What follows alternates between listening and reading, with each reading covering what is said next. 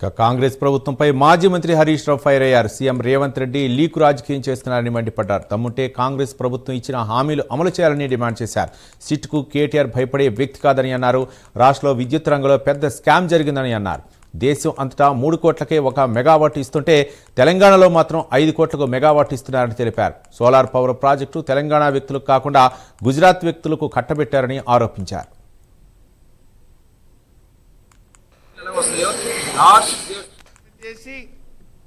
ఇవాళ వాళ్ళు అనుకున్నటువంటి కన్సార్షియంకు దాదాపు 200-250 కోట్ల రూపాయలు అదనంగా వచ్చే విధంగా ఈ టెండర్ను కట్టబెట్టారు.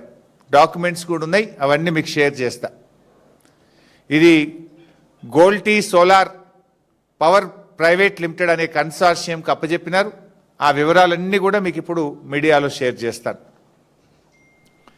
వాస్తవంగా దేశవ్యాప్తంగా కూడా ఈరోజు అన్ని రాష్ట్రాల్లో సోలార్ పవర్ టెండర్స్ జరుగుతూ ఉన్నాయి.